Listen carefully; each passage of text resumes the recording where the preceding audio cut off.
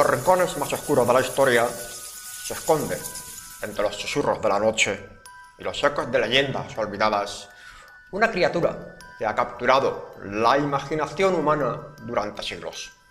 El vampiro, seres de la oscuridad, depredadores de la noche, dotados de una sed insaciable de sangre y una inmortalidad envuelta en misterio.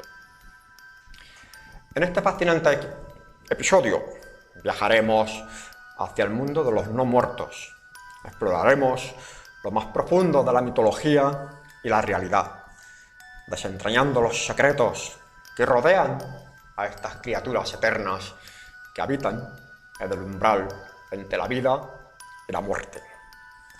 Los vampiros, más que simples monstruos, son portadores de una cultura y una antropología fascinante que han evolucionado a lo largo de los siglos. En esta oscura coreografía de extrañas sombras emerge una figura legendaria que ha dejado una huella en el imaginario colectivo: Nosferatu, el príncipe de los vampiros. Una figura icónica que ha perdurado a través del tiempo, trascendiendo generaciones con su aura de misterio y terror. Desde su primera aparición en el cine ha cautivado Nosferatu las audiencias de todo el mundo con su mirada penetrante y su incansable sed de sangre. Pero más allá de la ficción, los vampiros han sido objeto de estudio en diversas disciplinas, desde la antropología, la psicología, hasta la sociología. Culturas antiguas como la de los egipcios y los griegos tenían mitos sobre seres similares a los que se alimentaban de la fuerza vital de los vivos. Y en tiempos más recientes, el folclore europeo ha dado lugar a una rica tradición de historias sobre los no muertos, reflejando los miedos y las preocupaciones de cada época.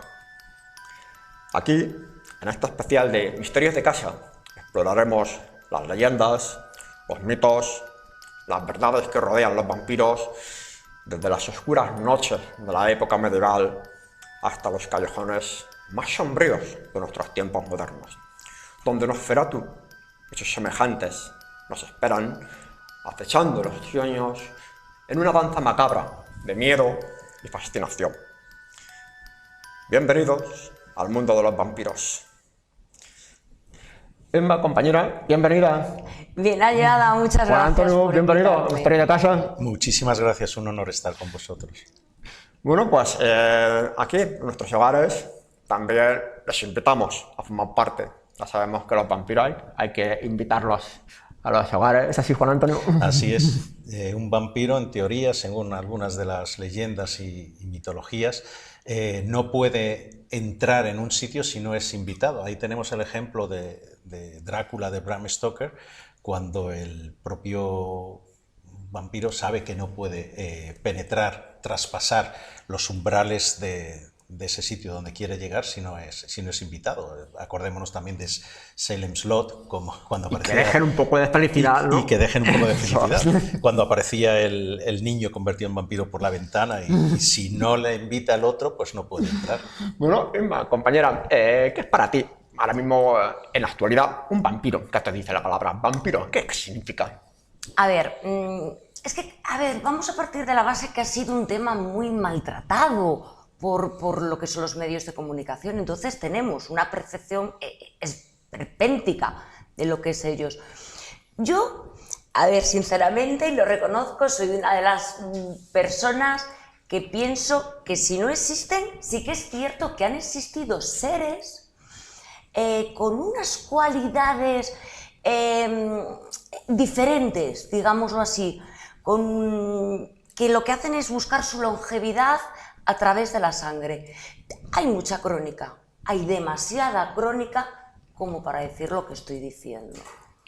Y Juan Antonio, como gran conocedor de este mundo vampírico, biólogo, ¿cuándo surge la palabra vampiro? ¿Cuándo se hace mención? ¿Cómo surge? Bueno, el concepto de vampiro es mucho más complicado, evidentemente. Claro, el concepto de vampiro es muy antiguo y se remonta pues, a la más lejana antigüedad.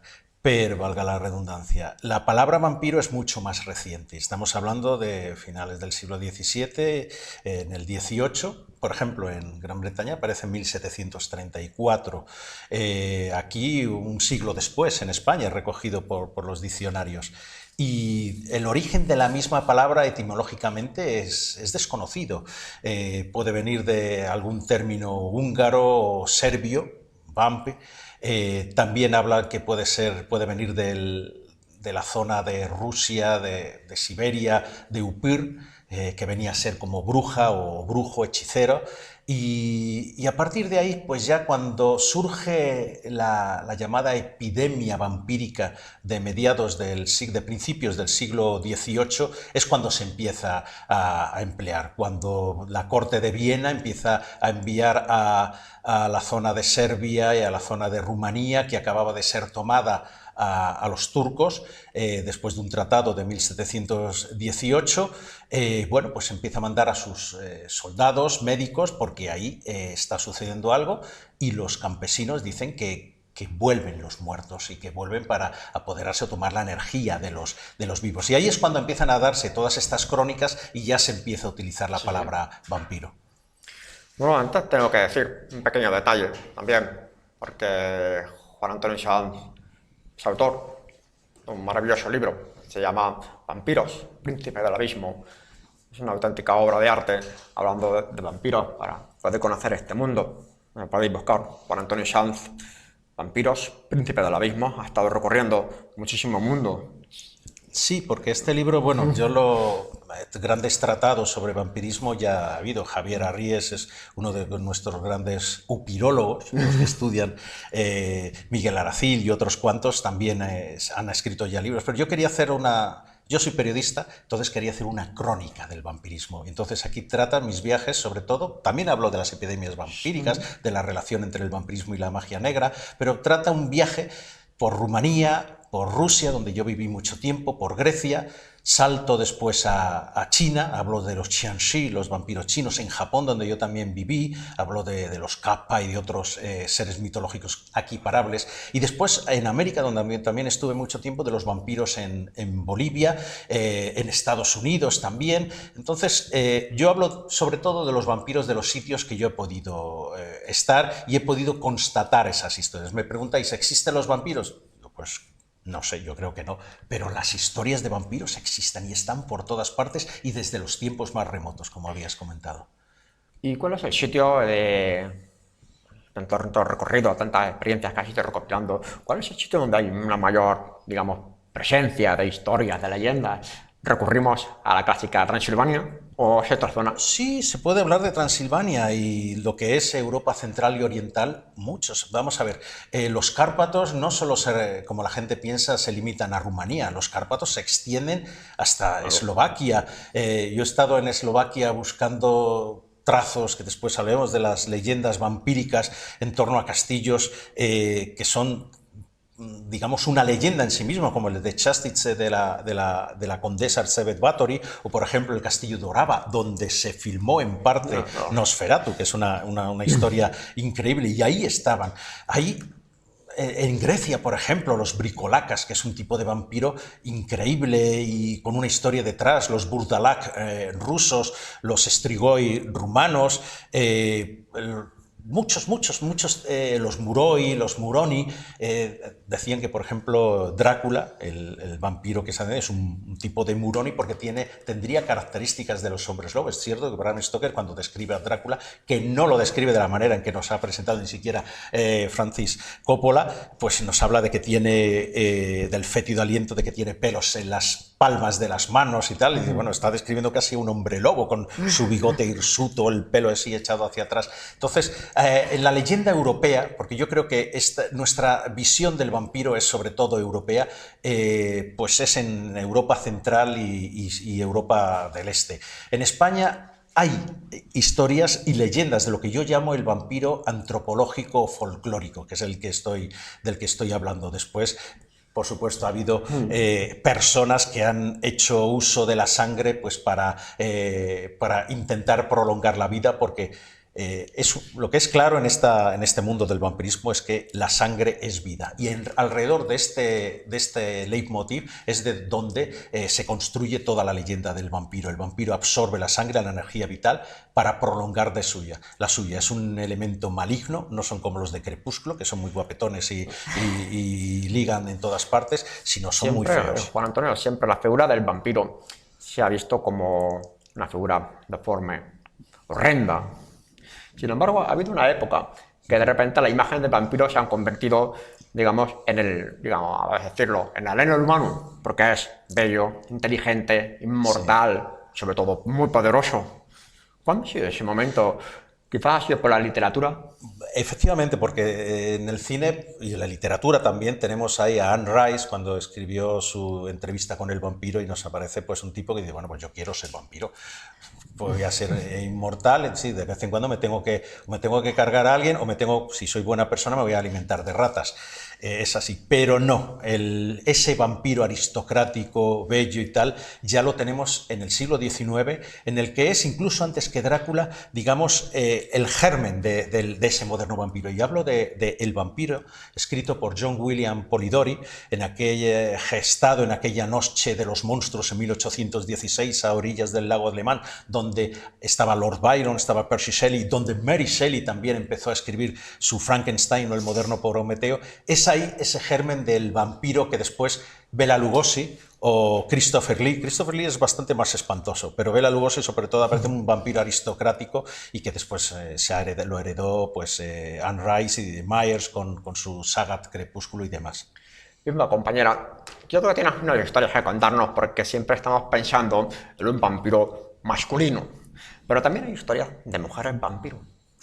Hay historias. Pero no son, digamos, mujeres que son sedientas de sangre, sino que son algo diferente. Están buscando algo.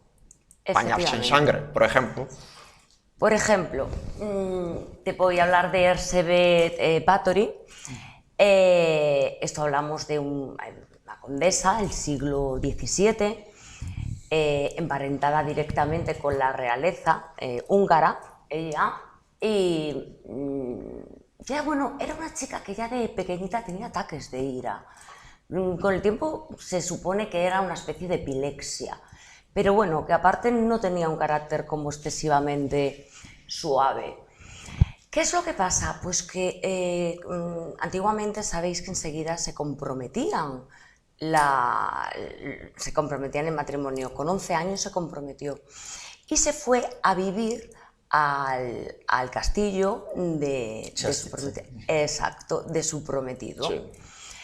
Junto con la familia de él y su suegra, Úrsula, que por cierto se llevaban fatal. A los 2 años, si no me equivoco, se casan. Ella está muy sola porque él, el caballero negro, estaba siempre metido en guerras, estaba mucho tiempo sola en ese gran castillo, con esa suegra que se llevaba fatal. Entonces tenía unos extraños hobbies, como por ejemplo maltratar a sus doncellas. O sea, ya era de una mente un poco retorcida, es decir, cogía a lo mejor a la doncella, la untaba de miel, la ponía desnuda para que se la comieran las hormigas, las abejas, o también las ponía completamente desnudas en plena madrugada en la nieve y les tiraba cubos de agua para que se murieran congeladas. Son unos hobbies un poco peculiares, ¿no? O sea, realmente no, ya se ve que no es de una mente realmente muy sana, desde luego. El caso es que en 1604 fallece su esposo. Entonces esto se recrudece más, o sea, vuelve a tal límite ella que se vuelve primero ansiosa por la belleza y por la juventud. Una ansia... Buscaba siempre ya la eterna juventud. Exacto, y la belleza. Es decir, cultura ya la tenía ella, porque era una mujer cultísima. Riquezas ya las tenía ella. Le faltaba juventud y belleza, que era una mujer muy bella, por lo que cuentan, una mujer bellísima. Pero claro, la belleza con los años ya no va siendo lo mismo. Eso es lo que ella no quería perder. Ella siempre estaba rodeada del esoterismo, porque ya su familia de antes estaba vinculada con el esoterismo. Entonces ella no hacía absolutamente nada sin consultar con sus brujas, no sé, chamanes, druidas, no lo sé concretamente qué consejeros tenían, pero bueno, ellos practicaban lo que era la magia roja, que es un derivado de la magia negra. El caso es que una doncella le está un día cepillando el pelo. Esta doncella, pues sin querer, le da un tirón de pelo. Ella le empieza a bofetear con sus enormes joyas, hasta tal punto que le hace sangre. ¿Qué pasa? Esa sangre le salpica a ella en una mano. Y resulta que, ya te digo, era tanta la obsesión que ella tenía con la piel, la juventud y la belleza, que ella ve que la sangre le hace como más bella la mano, como más tersa. Entonces, concretamente, a esa misma doncella hace que la corten las venas y la desangren, porque quiere inmediatamente untarse el cuerpo con su sangre. Ahí empieza... Esa historia es curiosa. Sí, el principio de una escabechina, ¿para qué os voy a contar? ¿Es comparable con alguna otra historia que se conozca? En España, por ejemplo... Podemos hablar de hay una española. Sí, tenemos, por ejemplo... Hay una española. Le llaman... Aunque es totalmente diferente, es que esa no se bañaba en sangre en busca de la eterna juventud, sino que esa buscaba otra cosa. Su apodo era la vampiresa de Barcelona, pero ella realmente lo que era una asesina en serie, ¿vale? No sé, es incalculable los niños que llegó a matar esta mujer. Ella utilizaba todo. A ver, era una mendiga de día y una proxeneta y prostituta de lujo por la noche.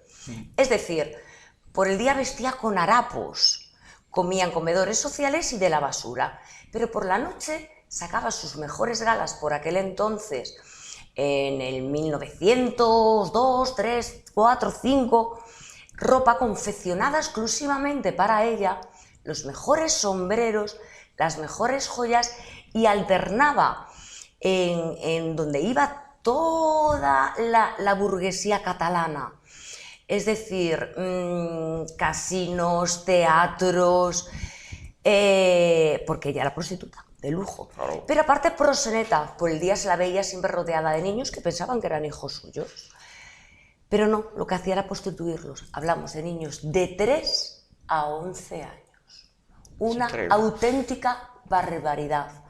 Pero es que no estaba contenta con prostituirlos. Cuando a ella ya no le servía, ella se denominaba curandera. Entonces hacía unas cremas mágicas en las cuales vendía igual a alta burguesía catalana, porque daban una belleza increíble y se aprovechaba de gente que tenía dinero y que estaba muy enferma, porque según ella, con sus pócimas que hacía, curaba la tuberculosis. Esas pócimas y esas cremas estaban hechas de estos niños que ya no les servían. Utilizaba pelo, polvo, con sus huesos hacía polvo para hacer sus pócimas, sus ungüentos, la sangre, la piel, o sea, no tenía desperdicio. De hecho, esta señora en 1912, cuando la fueron a arrestar, o sea, quedaron horrorizados porque en su casa tenía dobles paredes donde tenía huesos de todo tipo de niños de edad, hasta de 17, o sea, de pequeños, de bebés, hasta 17 años. Cuchillos impropios de un hogar, completamente impropios. O sea, tenía un laboratorio montado, una conserva de grasa humana, una conserva de sangre, o sea, una auténtica barbaridad. Una historia realmente terrible. Terrible, pero fascinante al mismo tiempo, ¿eh? No sabíamos qué personaje elegir cuando tengamos las dos frente a frente. No sabíamos qué elegir, ¿no? A ver, Juan Antonio. Bueno, el número de muertes ganaría Sebet Báthory, porque dicen que... demasiada sangre por medio. Según el juicio, pues llegó a matar hasta 650. Exacto. Si eso fuera cierto, sería la mayor asesina mujer de la historia. que hubieran sido 100 ya es una barbaridad, porque también hubo motivaciones políticas por las que se dirigieron a por ella y demás, pero lo que es cierto es que Erzsébet Báthory tenía unos conocimientos de magia negra, de ocultismo muy grandes, como era lo propio en casi todas las grandes cortes. Claro. Aquí Felipe II, en el Escorial, tenía una de las mejores bibliotecas de magia negra, que después desaparecieron y dicen, ¿dónde estarán todos esos grimorios y demás? Recordemos a su sobrino Rodolfo II en Praga. Bueno, tenía una corte de magos tremendos. Ahí estuvo John Dee, el gran mago de la reina Isabel I de Inglaterra. Entonces, la magia, aunque todos se declararan muy católicos o muy protestantes, la magia negra estaba ahí. Y la magia negra, una de las cuestiones que subyace en su práctica es que la sangre es lo que permite contactar con el reino de los muertos. Es, digamos, ese fluido... Es el medio de comunicación que tiene el hilo de conexión. Es la conexión, ese puente que nos permite atravesar al otro lado del espejo, el más allá. Y por eso los no muertos dicen, no, es que no están muertos porque están entre medias. Nosferatu, por ejemplo, tal como lo sacaron a la luz, hicieron la película Friedrich Wilhelm Murnau, que fue el director, y Alvin Grau, que era el director artístico, y bueno, en realidad era el alma mater la esencia de Nosferatu está en él. Era una persona, era un ocultista, era también una especie de masón y tal. Lo que querían dar a conocer es que puede haber unos entes que ellos llamaban astrales, ahí bebían en la teosofía y demás, en una serie de filosofías ocultistas que venían ya del siglo XIX, heredadas de la Golden Dawn inglesa y demás, en que el vampiro era un ente astral, es un ente que no es material como nosotros podemos serlo, pero que tampoco es espiritual, se mueve entre los dos mundos. Y cuando, si ven, los espectadores ven la película Nosferatu, verán cómo muere al final, o mejor dicho, es aniquilado el vampiro, y es con la luz, que por ejemplo en las historias de los vampiros la luz no suele ser la que destruye a los vampiros. Eso es una herencia precisamente que nos da Nosferatu. Cuando uno se lee Drácula, es verdad que el vampiro tiene menos fuerza pero camina a la luz del día, y en casi todas las historias de vampiros es verdad, funcionan de noche, pero porque es en la noche donde ellos pueden moverse con mejor facilidad y donde todo el mundo está durmiendo tranquilo y pueden atacar, pero no porque les destruya la luz. Es increíble todo lo que estamos viendo. Bueno, nosotros vamos a hacer una pequeña pausa para la publicidad. Volvemos enseguida. No se vayan, porque seguimos aquí indagando en el mundo de los vampiros, el mundo de los no muertos.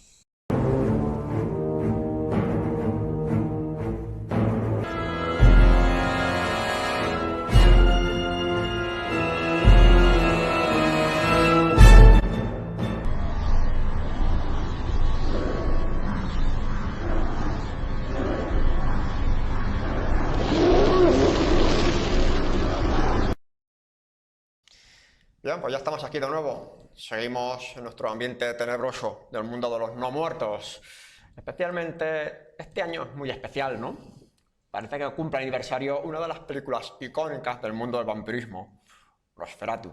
Pero esa película está envuelta en muchas curiosidades, sobre todo su director, su actor, sobre todo la cantidad de leyendas que se han formado después en esa película. ¿Qué nos cuentas?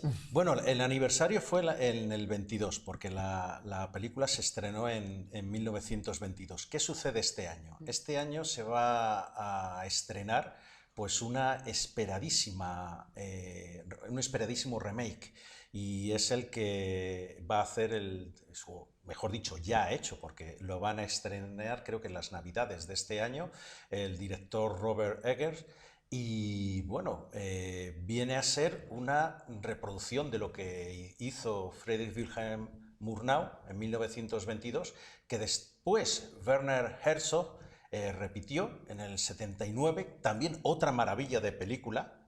Hay algunas diferencias y demás, se vuelve otra vez a los nombres originales, porque vamos a ver, Nosferatu está desde luego basada en la novela de Drácula, de Bram Stoker. Es la primera reproducción más o menos literal, porque después también hay muchos cambios para intentar evitar también el tema de los derechos de autor, que no les sirvieron de nada, porque al final la viuda de Bram Stoker, Florence Balcombe, o Florence Stoker, pues les denunció y en 1925, fíjate, solo estuvieron 3 años, ordenó que se destruyeran todas las copias. Bueno, pero Nosferatu es la primera, digamos, adaptación. Hay otras películas que dicen, por ejemplo, una tal Halala, que era húngara, pero es que ese Drácula no es en absoluto, Drácula además con K lo ponen, no es en absoluto el personaje de Stoker. Hablan de una película rusa, incluso de 1920, pero que parece que es una leyenda, que no existió jamás esa película, no bolchevique o... sí, bolchevique sería, porque todavía no había nacido la Unión Soviética, pero ya había caído Rusia. Entonces, Nosferatu rompe todos los esquemas. Y para mí es posiblemente el mayor icono del cine incluso del cine de la cultura de vampiros del siglo XX y que lo hemos heredado. Recientemente también se estrenó otra película, El último viaje del Demeter. El Demeter es el barco en el que Drácula viaja desde las costas, digamos, de Rumanía hasta Whitby, que es en York, en Gran Bretaña, en Inglaterra, donde ahí empieza a hacer ya las tropelías que quiere. Entonces es una película que está muy bien, porque ese viaje apenas lo resuelve Stoker con unas cuantas páginas, pero desde luego es terrorífico. Y Nosferatu también saca este viaje, lo que pasa es que cambia el nombre de Demeter, lo cambia en Pusa, en la versión francesa también le ponen otros nombres, vuelve a ser creo que Demeter, pero bueno, hay un gran experto que es Luciano Berriatúa, que es quien remasterizó los trozos de copias que habían sobrevivido después de que en 1925 se ordenara la destrucción, quedaron algunas cosas y ya podemos ver, porque la película como es, que es una película además que no es en blanco y negro, está tintada. Entonces las escenas de noche aparecen azules, las escenas de día aparecen con otros colores ocres y demás. Y es una maravilla. Dicen que es el máximo exponente del expresionismo, pero ni siquiera es así, no es expresionista, es romántico, no sé qué más, es especial, es Nosferatu. Que por cierto, cuando se estrenó la película, al público, digamos, la había trastornado. Se habían quedado un poquito acomplejados el público, la primera opinión pública se había quedado un poquito sorprendida, por decirlo así, ¿no? Fue tremenda cuando la estrenaron, además en un parque zoológico, la habían preparado, había una fiesta de disfraces y todo el mundo, se había estado promocionando muy bien. Alvin Grau, este tipo esotérico, ocultista, que después formó parte bueno, ya era parte de una de las logias y después fundaron otra, la Fraternitas Saturni y demás, que estaba influido por Aleister Crowley, la bestia, el mago negro del siglo XX. Bueno, pues él había llevado toda la parafernalia de esta presentación, había publicado un artículo en el que él comentaba cómo había llegado a imaginar el tema de Nosferatu y nos retrotrae a la Primera Guerra Mundial en 1916, cuando en Serbia, en el frente serbio, una patrulla no los conocía él. En otro momento aparece como si él estuviera ahí también. Pues en una cabañita encuentran a un viejito que era de origen rumano y él cuenta que su padre había sido un vampiro y habían acabado de él como vampiro. O sea, lo había acabado, ya había muerto, pero había resucitado y tuvieron que hacer los rituales vampíricos, es decir, estaquearlo para sujetarlo, digamos, a la tierra, cortarle la cabeza, sacarle las entrañas. Otro de estos rituales es reducir el corazón o el hígado a cenizas y beberlo las personas afectadas por ese vampiro de esto y después quemarlo. Es necesario quemar el cuerpo. No, una estaca no mata a un vampiro. Pues por cierto, el actor de la película de Nosferatu se había llegado a obsesionar con la figura del Conde Rock que representaba, porque no era el Conde Drácula, muchos pensaban es Drácula, ¿no? Es el Conde Rock, como se llamaba la película de Nosferatu. Sí, Nosferatu. Se había obsesionado, hay muchas leyendas sobre ese personaje. Nosferatu incluso no es el nombre del vampiro. Nosferatu es una palabra que utiliza Bram Stoker en su novela y él la tomó de una escritora, Emily Gerard, que había estado viviendo en Rumanía y habla de los Nosferatus. Ella dice que es una palabra rumana, no es verdad, no es una palabra, no se sabe de dónde es. Podría venir del griego nosoferos, que significa el que porta la plaga, porque Nosferatu es eso. Nosferatu es un vampiro que trae la plaga a Wisborg, que es una ciudad alemana, la traslada desde Whitby, lo cambian así, intentando eludir los derechos de autor, pero que al final fueron a por ellos, por supuesto. Les cambia el nombre, por ejemplo, no es Jonathan Harker, sino Thomas Hutter, uno de los protagonistas, no es Mina Harker, sino Ellen y tal. Entonces, Nosferatu trae las ratas, trae la plaga, es el que conlleva esa infección por todas partes y bueno, es muy interesante esta película porque trastoca toda la visión y nos la trastoca hoy en día también. ¿Verdad? Algunas películas te habrán emocionado muchísimo a ti de vampiros. A ver, a mí, bueno, desde siempre es que el cine de terror es mi favorito desde que soy pequeña, lógicamente, como bien sabéis. A mí, la de Drácula... La clásica de Drácula, de la productora La Hammer, las clásicas de los años 50, 60. No, más moderna, la de que tenía la mujer de Coppola, no, sí, de Coppola, ¿no? Sí, la de Elisabetta, que tenía mujer Elisabetta. Me parece un Drácula romantiquísimo. Sí. Es que no me parece malo, me parece una película romántica. He cruzado océanos del tiempo para encontrarte. A mí eso me derrite. A mí un hombre me dice eso y a mí es que me derrite. ¿Qué quieres aunque sea que un vampiro, diga? sí. Me da igual que sea vampiro. Defectillos tenemos en nuestra tradición, seguimos teniendo un poquito de temor a la figura del vampiro. Sí. Estamos todavía temerosos cuando escuchamos un vampiro por aquí. Deja los pelos de punta un poquito. ¿Cómo eliminamos un vampiro? ¿Cómo lo podemos eliminar? Según la antropología vampírica. Bueno, hay varias formas, ¿no? Quería decir que esta película, desde luego, tiene poco que ver con la novela de Bram Stoker. El vampiro es un ser maligno por naturaleza, no es un galán estupendo que después se transforma en el mayor de los monstruos. No, el vampiro es malo. Eso de partida. Entonces, ¿cómo eliminar a un vampiro según todas las leyendas? Pues bueno, depende del país y tal, porque esta leyenda se extiende desde el principio de los tiempos con las mujeres, los primeros vampiros fueron mujeres, estamos hablando de Lilith, por ejemplo, ¿sí? La esposa de Adán, o por ejemplo Sekhmet, la diosa leona egipcia y demás.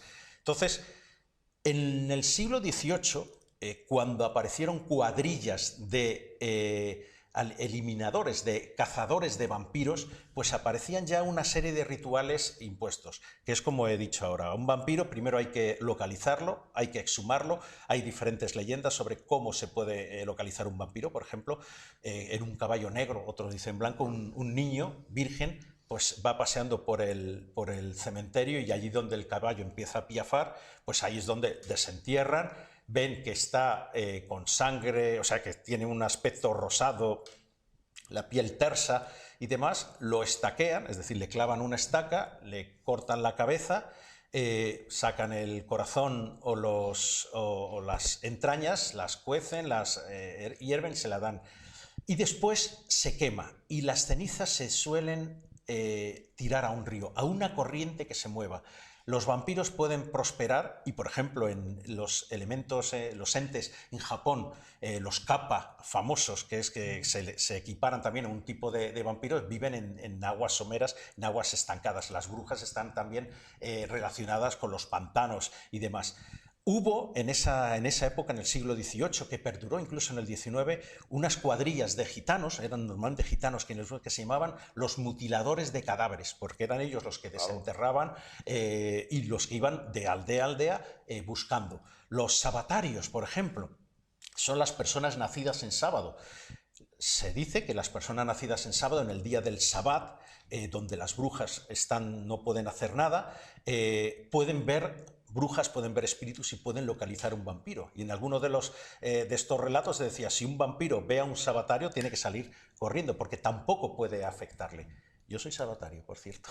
Sí, Nací en mira. Sabadell. Es increíble cómo vamos a cazar a los vampiros. Aparte de llevar una ristra de ajos también, una clásica ristra de ajos. Sí, y no es Oso. o el espino, las rosas de estas salvajes, Claro. se suelen poner, el tipo de estaca también a veces podría ser de este tipo material, el meter una moneda también en la lengua del finado, el impedir, por ejemplo, durante los funerales, que un gato o cualquier animal salte por encima del cadáver, porque eso podría significar que se convertía en vampiro, que no aparecieran mariposas. Es curioso, por ejemplo, en Oriente, en Japón, la mariposa está muy ligada al fenómeno del vampirismo. Se creen que son las mariposas las que se llevan el espíritu y del muerto y que pueden quedar atrapadas en este mundo, mucho más que los murciélagos. Los murciélagos es casi más una cuestión que el propio Bram Stoker y después lo han inventado, y sobre todo en la Hammer, cuando aparecían las películas de Drácula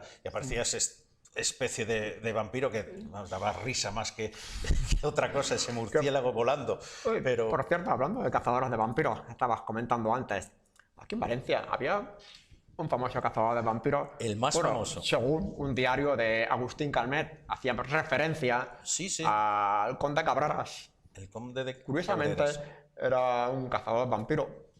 Bueno, perdón, cazador de vampiros, no un cazador de vampiros, cazador de vampiros, que estaba supuestamente relacionado con el ejército español que estaba ahí en las batallas del Imperio Austrohúngaro. Comandaba un batallón, y ahí se ve que se enteró de esa leyenda de vampiros. Este hombre existió, Javier Arries, el gran upirólogo español, él fue el que descubrió que el conde de Cabreras, que se creía que era italiano, en realidad era un tan don Juan Gil y Perellós. Y Perellós, sabéis que Sí. aquí en Valencia es muy conocido ese apellido. Bueno, pues después de la guerra de sucesión española, los Habsburgo, los austriacos, los pro-austriacos perdieron. Entonces, algunos de estos regimientos, como el suyo, los llevaron al imperio austriaco, a Europa Central. Y él fue uno de estos dirigentes o mandos militares a quienes mandaron a las zonas de Rumanía, a una zona de Rumanía, para descubrir si, para ver qué pasaba. Había una especie de medio revuelta porque había habido casos de vampirismo. Y allá fue el conde de Cabreras y estuvo implicado en 3 de estos casos en los que exhumaron estos cadáveres y tal. Claro, ellos, había oficiales médicos y decían, bueno, esto es una superstición.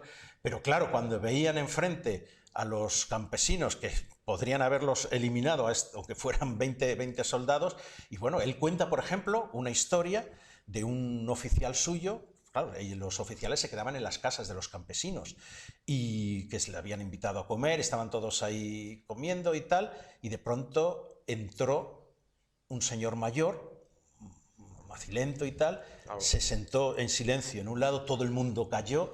Nadie dijo nada. Digo, bueno, pues a ver, el oficial se fue a dormir, de pronto en la madrugada se oyen unas voces, unos ruidos tremendos. Dice, ¿qué ha pasado? Pues que el dueño el anfitrión ha muerto. Dice, ¿y eso? ¿Qué pasó? Pero si ayer estaba estupendo, era un hombre fuerte y tal. Dice, ¿se acuerda usted de ese viejito que entró? Dice, pues este era su padre. Dice, bueno, ¿y qué? Ya llevaba 10 años muerto.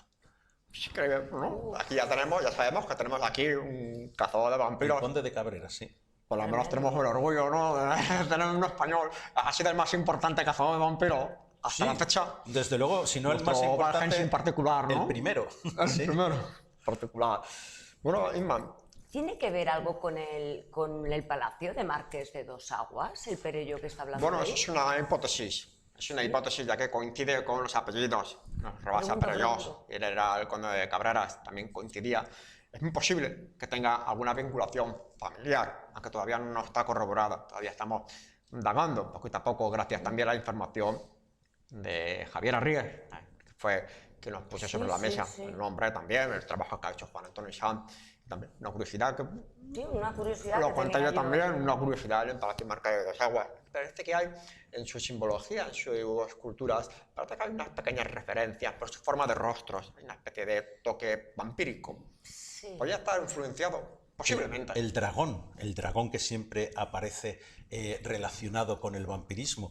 Allí en el año 1411, creo que fue, más o menos, o 1408, no recuerdo ahora exactamente, se creó la Orden del Dragón por el rey Segismundo y de Luxemburgo, y era una orden con caballeros orientales, quiero decir, de Europa Oriental. Había incluso uno de los Alfonsos españoles estuvo allí, de los Alfonsos aragoneses. ¿Y quién fue miembro de la Orden del Dragón? Pues Vlad Dracul, el padre de Vlad Draculea. O sea, el padre del Vlad II y Vlad Draculea, era Vlad II, Vlad III, el empalador, en quien Bram Stoker utilizó como una de las figuras para que fuera Drácula. En realidad, en la novela solo nombra o cita más o menos 2 veces a Vlad el empalador, y yo creo que se basa mucho más Bram Stoker en la figura de Elizabeth Bathory, en todo lo que hay en torno a ella, que en la de Vlad el empalador, pero ahí quedó. Y desde luego en la película de Coppola aparece pues una historia de amor, que Vlad quiere recuperar a su Elizabeta. Sí. Bueno, eso es una sandez. Sí, es algo muy bonita, endulzado, pero no endulzado, es. Efectivamente. A mí me encanta esa película, es verdad, sí, pero no tiene nada que ver. No tiene nada que ver, las cosas como son. Pues cuando apagamos las luces de nuestro dormitorio nos quedamos a oscuras y de repente vemos alguna sombra en nuestras casas, estamos pensando que se acerca un vampiro. A ver, ¿tú qué harías? Si fuera un vampiro... Te dejarías morder por el vampiro. Irme a por ajos, desde luego, eso es lo primero. Bueno, Antonio tendría dudas si te dejara morder. No, yo diría, bien, ya tenemos trabajo. Pero bueno, yo tengo... Que yo tengo entendido que si no les invita, según nos ha dicho Juan Antonio, no pueden entrar. Salvo que te hayas metido tú en medio de una cripta, una guarida, en un nido vampírico. Vale. Entonces las cosas... Bueno, pues nosotros, desde aquí, desde Plató de Misterio de Casa, nos hemos adentrado un poquito en este tenebroso mundo de los vampiros. Hemos conocido un poquito sobre la figura de Nosferatu, hemos conocido cómo eliminar un vampiro, aunque tengamos dificultades, es difícil, hay que decirlo, un poquito complicado, pero vamos a intentarlo por si acaso se da la casualidad, ¿no? Bueno, así que desde Misterio de Casa, gracias por acompañarnos en esta noche vampírica, que sea de vuestro agrado, así que hasta la próxima, muchas gracias.